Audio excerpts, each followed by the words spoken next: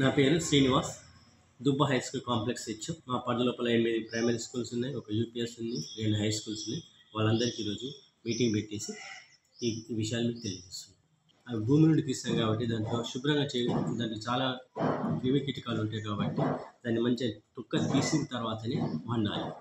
తొక్క తీయకపోతే దానిలో ఉన్నటువంటి పాయిజన్ అయ్యే అవకాశం ఉంటుంది కాబట్టి. అట్లాగే పిల్లలు తిన్న తర్వాత కూడా మనం ఏం చేయాలంటే పిల్లలు బాగా హ్యాండ్ వాష్ చేసుకున్నారా లేదా చూడాలి, బాధ్యత. అలాగే పిల్లలు బయట అన్నం తిన్న తర్వాత ఏంటంటే బయట ఉన్నటువంటి చుట్టుపక్కల ఉన్నటువంటి షాప్లోకి వెళ్ళేసేసి జంక్ ఫుడ్స్ తీసుకుంటున్నారు. అవి సరిగా ఏమైందండి, ఇది అబ్జర్వేషన్లో తేలిన విషయం ఏంటంటే కొన్ని దగ్గర ఆ జంక్ ఫుడ్స్ ఏవైతే ఉన్నాయో, ప్యాకెట్ ఫుడ్స్ ఏవైతే ఉన్నాయో అవి ఎక్స్పైర్ అయినటువంటి ఫుడ్స్ తినడం వల్ల కూడా పిల్లలకు ఫుడ్ పాయిజన్ జరుగుతుంది. కాకపోతే వాళ్ళు ఏమనుకుంటారంటే మన దగ్గరే ఫుడ్ తిన్నారు కాబట్టి మన దగ్గరే జరుగుతుంది కాబట్టి ఇది మనం అబ్జర్వ్ చేయాలి. మన దగ్గర ఫుడ్ మనం బాగానే పెడతాము, కాకపోతే వాళ్ళు బయట తిని రావడం వల్ల జరుగుతుంది. కాబట్టి పిల్లలు ఏదైతే లంచ్ చేసిన తర్వాత పిల్లలను అలాంటి జంక్ ఫుడ్ తినకుండా మనం అవాయిడ్ చేయాల్సిన బాధ్యత మన మీద ఉంది.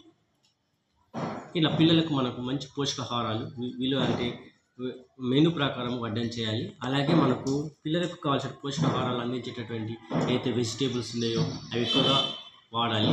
అలాగే